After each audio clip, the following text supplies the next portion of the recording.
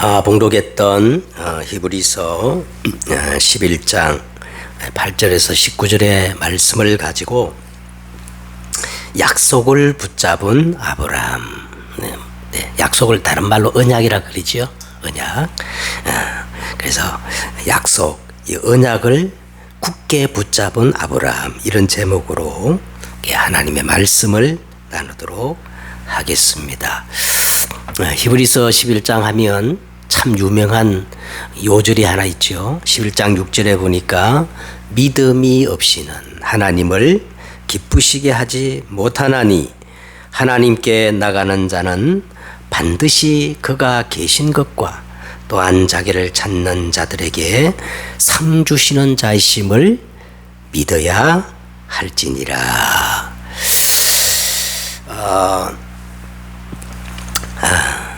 하나님이 가장 기쁘게 하는 것이 무엇일까요? 히브리서 11장 6절에 보니까 바로 하나님을 가장 기쁘시게 하는 것이 믿음이라고 그렇게 하였습니다. 왜냐하면 하나님은 우리 눈에 보이지 않는 영으로 살아 계시기 때문에 믿음 아니면 하나님께 나갈 수가 없습니다. 만약 하나님이 우리 눈에 보인다면 믿음이 필요 없겠지요. 왜냐하면 사실이니까. 근데 하나님이 눈에 안 보이기 때문에 믿음이 그렇게 중요한 겁니다. 또 한 가지, 그리스도 안에 있는 하늘에 속한 모든 신령한 복을 내 것으로 삼을 수 있는 유일한 도구가 믿음밖에 없기 때문에, 그래서 믿음이 없이는 하나님을 기쁘시게 못한다, 이렇게 말씀을 하고 있는 겁니다. 자, 그렇다면 우리는 어떤 하나님을 믿어야 참 믿음이라고 할 수 있겠습니까?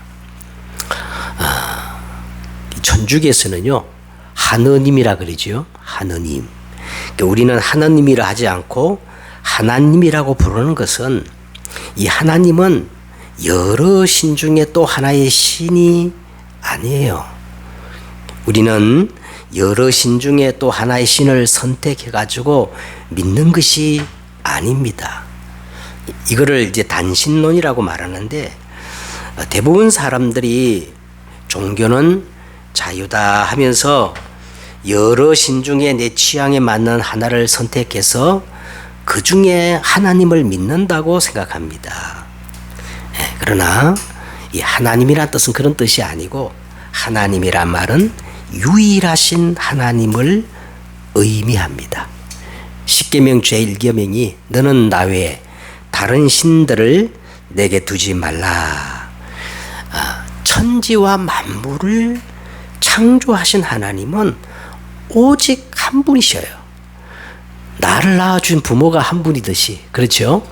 천지와 만물을 창조하신 분은 오직 한 분이시며, 하나님 외에는 참신이 존재하지 않아. 그러면 이 땅에 신들이 얼마나 많아요. 무당들 얘기 들어보면 천신만신 구만신이래. 얼마나 신들이 많은지. 그러면 그 신들은 뭡니까?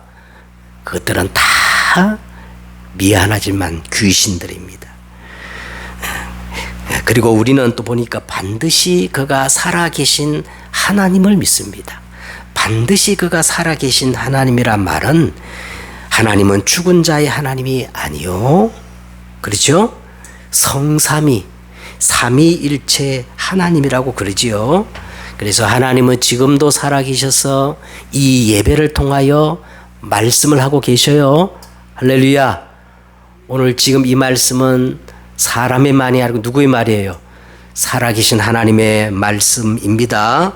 성자 예수님은 그 이름으로 구원을 성취하시고 말씀을 성취하고 계시고, 보혜사 성령님은 능력으로 역사하십니다. 이렇게 살아계신 하나님을 우리는 어떻게 말한다고요? 삼위일체 하나님이다, 그렇게 말하는 거예요.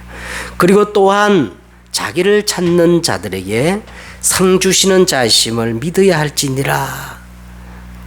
자, 이 말이 무슨 말이냐면 우리의 기도에 응답하시는 하나님, 반드시 언약을 성취하시는 언약의 하나님, 이 하나님을 성경은 뭐라고 그런다 그랬어요? 여호와 하나님이다, 그렇게 말한다 그랬습니다. 이 하나님 앞에 나가는 믿음이 하나님을 온전히 기쁘시게 하는 믿음이다, 그렇게 히브리서 11장 6절은 우리에게 말씀을 하고 있습니다. 그래서 이제 히브리서는 이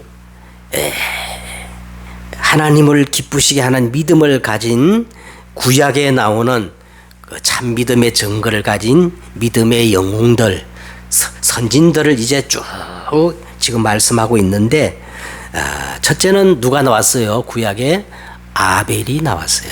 아벨이 나왔는데 오늘 성경에 보니까 아벨은 하나님께 의로운 자라 인정을 받은 자예요.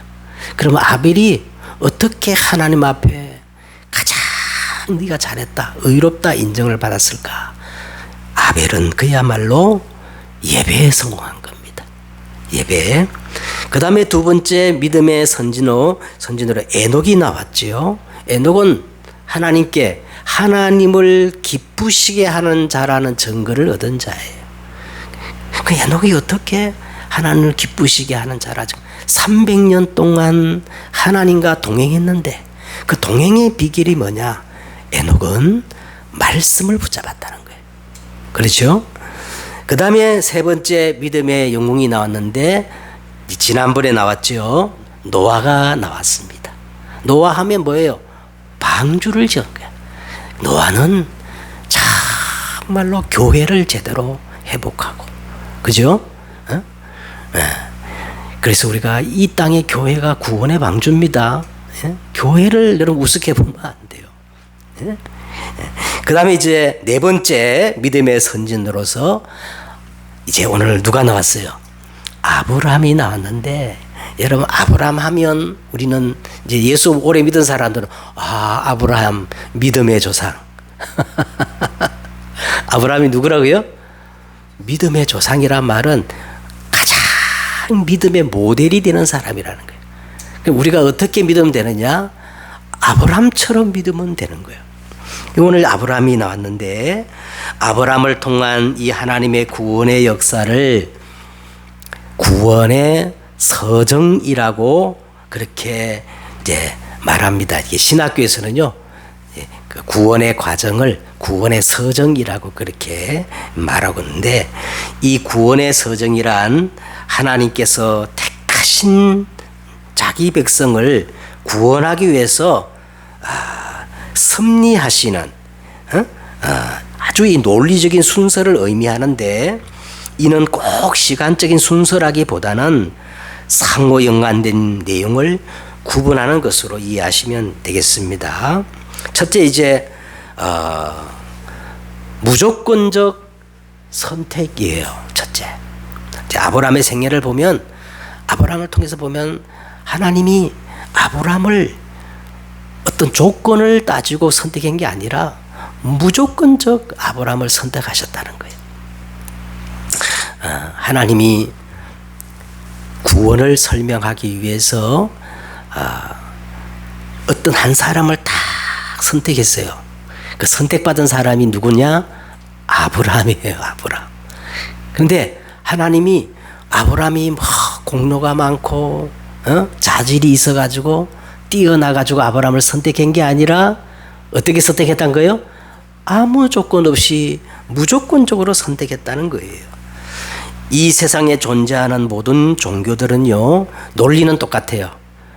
불교든 어떤 종교든 이 땅의 모든 종교는 사람이 노력하고 수행하고 사람이 고행을 하거나 노력해가지고 지성이면 감천, 자기들이 믿는 신을 감동시켜가지고 그 신을 찾아가서 구원을 받는 게 모든 종교의 논리입니다. 그런데 오직 성경과 기독교만 아브라함이 하나님을 먼저 찾아간 것이 아니고 반대로 하나님이 아브라함을 먼저 찾아오셨어요. 여호수아 24장 2절에 보면 너희 조상들 곧 아브라함의 아버지 데라가 강 저편에 거주하며 다른 신들을 섬겼으니 그랬어요. 이 말이 무슨 말이냐? 아브라함은 원래 조상 대대로 강 저편에서 우상 숭배하며 하나님에 대한 의식이 전혀 없이 살던 사람이에요. 그런데 하나님이 어느 날 하나님이 아브라함을 찾아오셨습니다.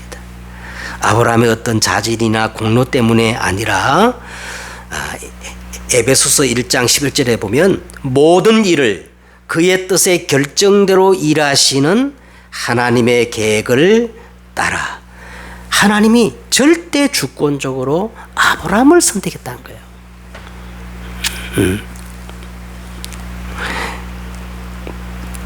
이것은 오직 불가항력적 은혜입니다. 너희가 그 은혜를 인하여 믿음으로 말미암아 구원을 얻었으니 이것은 너희에서 난 것이 아니요 오직 하나님께로부터 온 선물이다.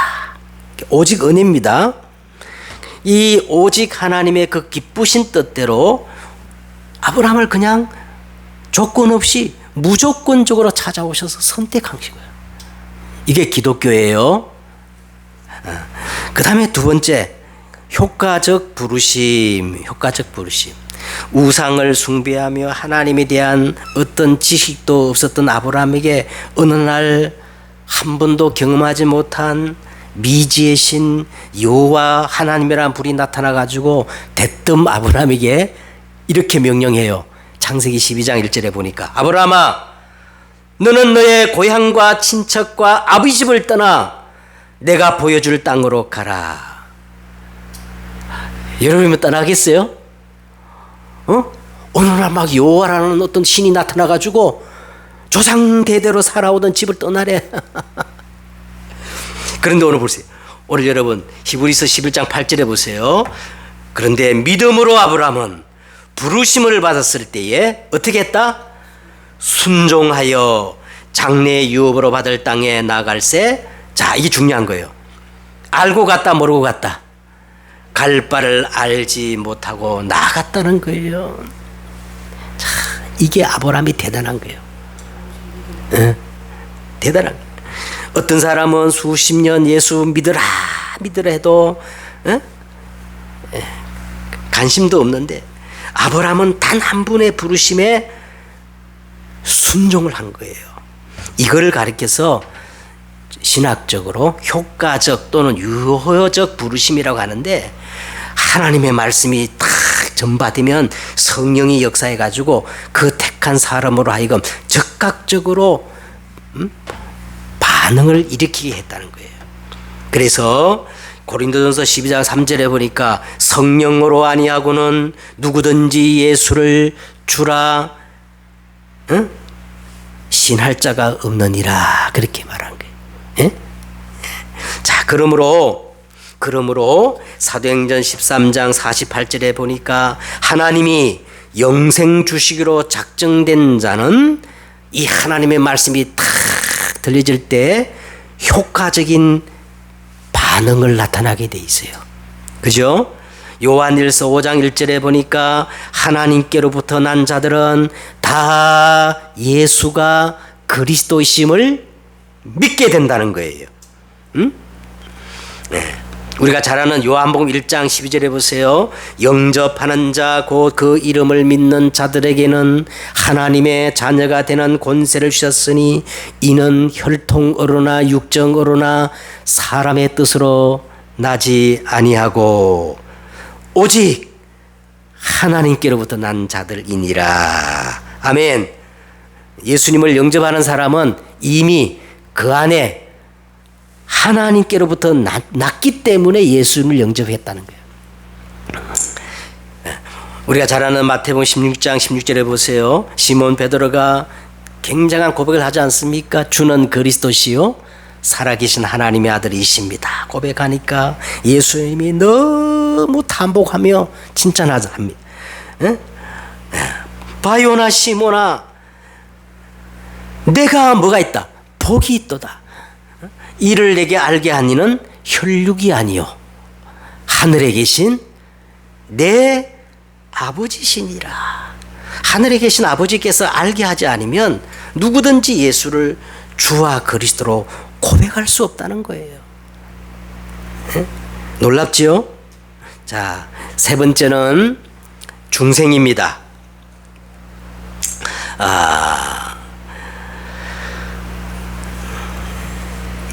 영이신 하나님을 우리가 알려면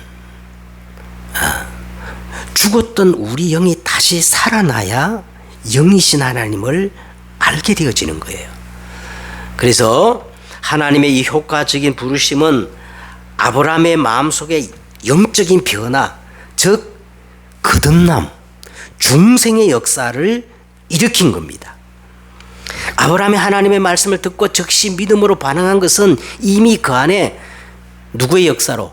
성령의 역사로 말미암아 그 영혼이 새롭게 어떻게 해요? 거듭났기 때문에 그 거듭난 영으로 영이신 하나님을 믿게 되는 거예요. 네? 그래서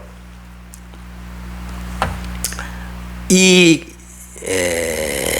중생과 동시에 거듭남과 동시에 또 일어나는 것이 있는데 그게 바로 회심입니다. 회심.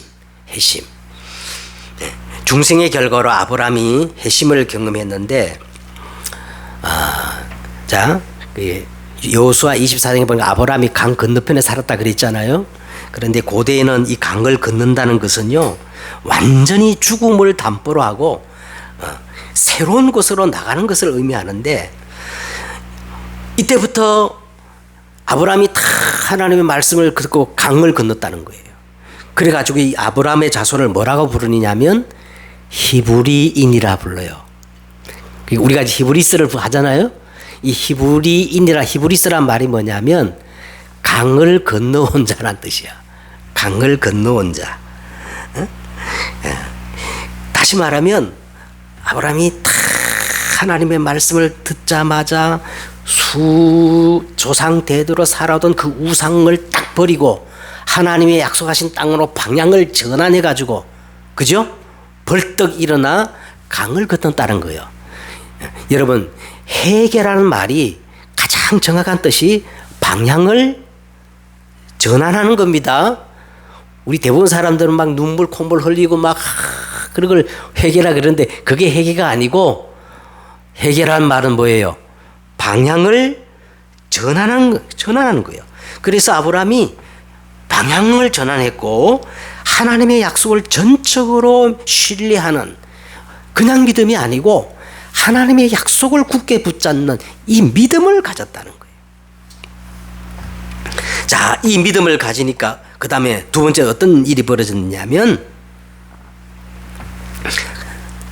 아브라함에게요 의롭다 하는 칭의가 이제 주어지게 된 거예요. 창세기 15장 5절에 보면 아브라함이 여호와를 믿으니 여호와께서 그를 의로 여기시고, 이 칭의란 말은 예수님이 다 이루신 의를 보혜사 성령을 통하여 내게 전가되어 가지고 내 것 삼아 주시는 법적인 선언을 칭의라 그래요. 아브라함이 막 노력을 많이 하고 공로로 하나님이 그를 의롭다 하신 게 아니라 아브라함이 여호와를 어떻게 해요? 믿으니 여호와께서 이를 그의 의로 여기시고 그랬어요. 여기시고. 자, 이렇게 되므로 아브라함은 그 유명한 믿음으로 구원을 받는, 의롭다 받는 믿음의 조상이 된 거예요. 이신칭의.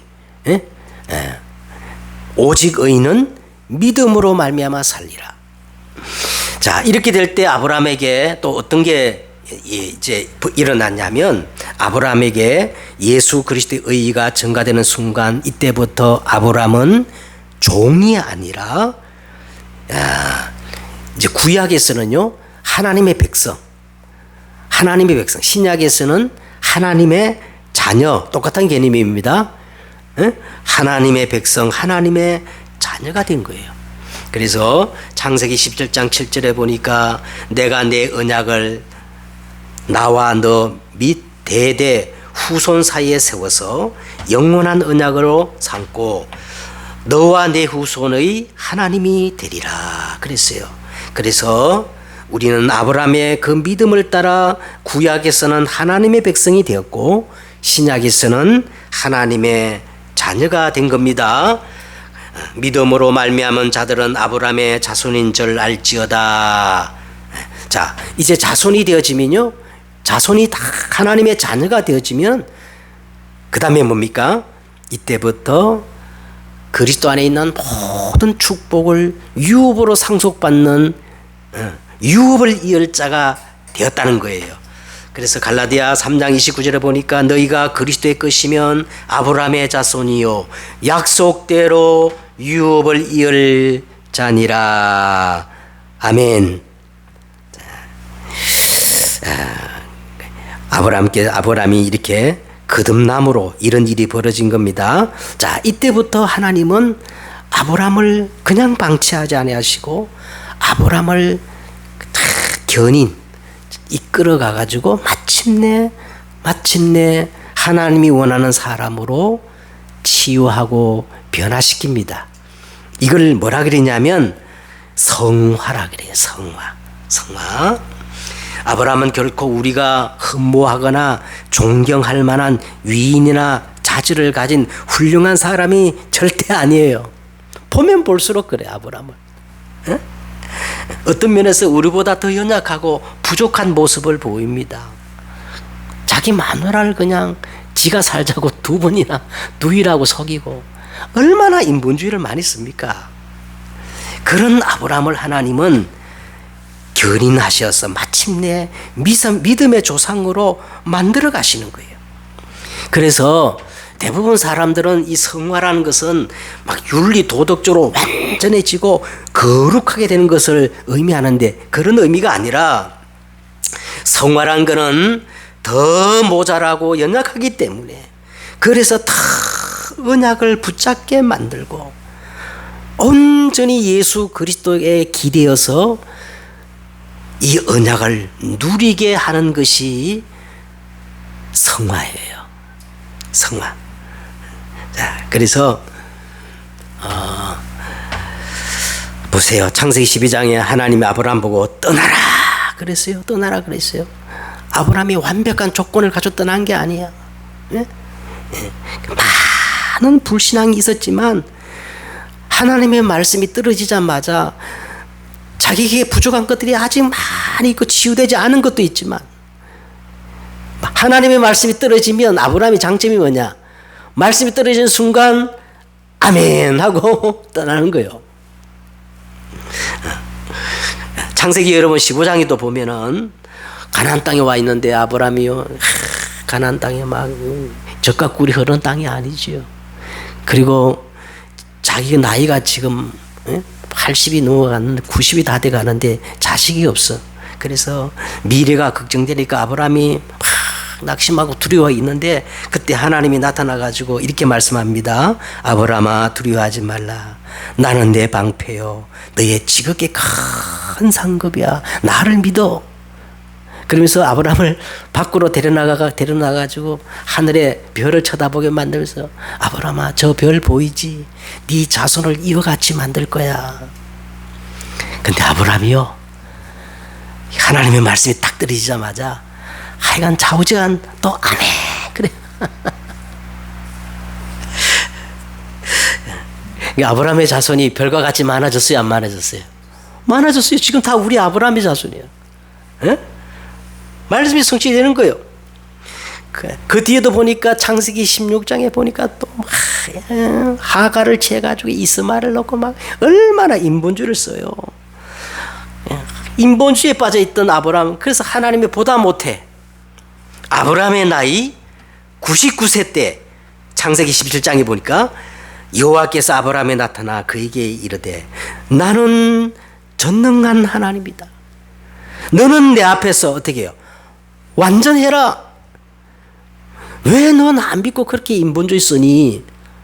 내가 그렇게 말씀을 주고 언약을 줬는데, 나는 전능한 하나님이야. 너는 내 앞에 행하여 제발 완전해.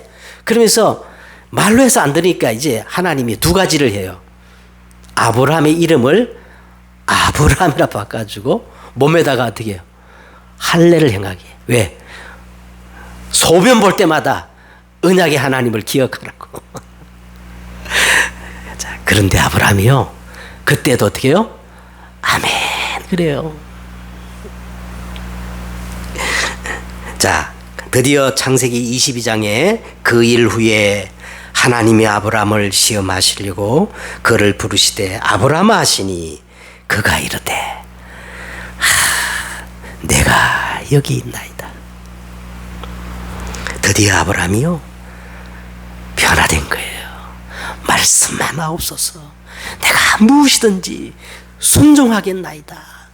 내가 여기 있나이다.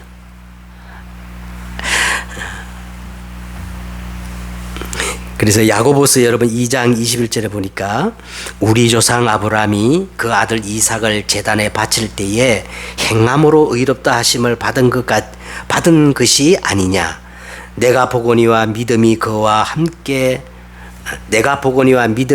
행함과 함께 일하고 행함으로 믿음이 온전하게 되느니라. 아브라함이 예수 그리스도를 예표하는 이삭을 모리아 제단에 진짜 바치잖아요.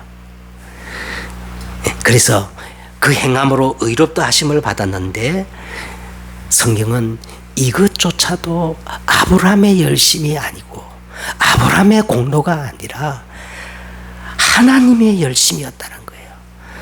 하나님의 보이지 않는 손이 그를 이끌어가 가지고 마침내 하나님이 원하는 사람으로 성화시켜 하나님이 그렇게 만들었다는 겁니다. 마지막으로 이제 구원의 마지막 단계가 영화라는 단계가 있어요.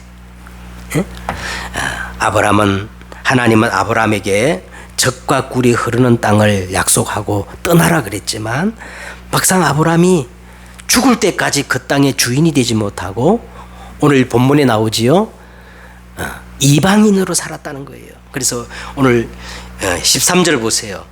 이 사람들은 다 믿음을 따라 죽었으며 약속을 받지 못하였으되 그것들을 멀리서 보고 환영하며 그 땅에서 외국인과 나그네임을 증거하였으니 그들이 이같이 말하는 것은 자기들의 본향 찾는 자임을 나타냄이라. 16절 그들이 이제는 더 나은 본향을 사모하니 곧 하늘에 있는 것이라. 자, 그들이 이제는 더 나은 본향을 사모하니 하늘에 있는 것이라. 이 땅에 아무리 젖과 꿀이 흘러도 다 나그네요. 그죠? 머무를 수 없는 이방인이라는 거예요. 그래서 그들은 더 나은 본향을 사모하니 곧 하늘에 있는 것이, 이걸 우리는 영화라고 그러는데 이 영화는 우리 믿는 사람의 모든 믿음의 궁극적 목적이에요. 예수 믿고 구원받은 사람은 뭐를 목표로 살아가게 되느냐면 영화. 그럼 영화가 뭐냐? 영화라는 것은 바로 하나님 나라입니다. 우리는 하나님의 나라라고 했을 때 자꾸 그냥 죽어서 가는 데만 생각하는데 성경은 그렇게 말하지 않아요. 하나님 나라는 죽어서 가는 게 아니라 먼저 하나님 나라는 내 안에 실현되어야 되는 거예요. 하나님 나라는 너희 속에 임하느니라 그랬거든요. 알겠죠? 하나님의 나라가 내 안에, 그리스도가 주인되면 하나님 나라가 임합니다. 아멘. 제일 먼저 하나님의 나라가 내 마음에 임하도록. 하나님 나라는 의와 희락과 평안이에요. 지금 내 마음속에 의와 희락과 평안이 없다면 하나님 나라를 사모하세요. 하나님 내 안에 평안을 달라. 그 다음에 또 하나님 나라 하나 있어. 하나님 나라는 현장에 우리가 사는 사단이 역사하고 이 난리법신 이 현장에 전도와 선교의 이름으로 현장에 임하는 하나님 나라가 있어요. 여러분 우리나라에 하나님 나라가 임해야 할 줄 믿습니다. 알겠지요? 저 흑암이 무너지려면 하나님 나라가 임해야 돼요. 그 다음에 또 하나님 나라 과거 현재 미래 내 인생 속에 내 인생 배경으로 임하는 하나님 나라. 그래서 우리는 죽으면 어디 가요? 하나님 나라로 가는 겁니다. 그 나라를 우리가 사모해야 돼요. 네. 그러나 우리의 시민권은 어디 있어요? 하늘에 있는지라. 거기로부터 구원하는 자 주 예수 그리스도를 그는 만물을 자기에게 복종하게 하신 자 역사로 우리 낮은 몸을 자기 영광의 몸의 형체같이 변하게 하시리라. 아브라함은 이거를 그렇게 더 나은 것을 사모했다는 거예요.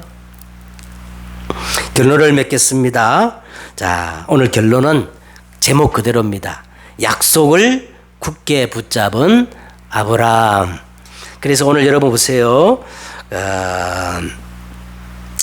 우리는 아브라함의 일생을 자세히 추적해 보면 결코 우리가 본받을 만한 아니면 더 형편없는 사람일지도 모릅니다. 그럼에도 불구하고 하나님이 아브라함을 의롭다 인정하시고 또 아브라함이 우리 믿음의 조상 모델이라 할 수 있는 것은 아브라함이 가장 잘한 게 하나 있어요.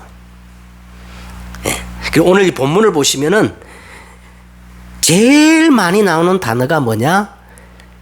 약속이라는 단어가 나와요.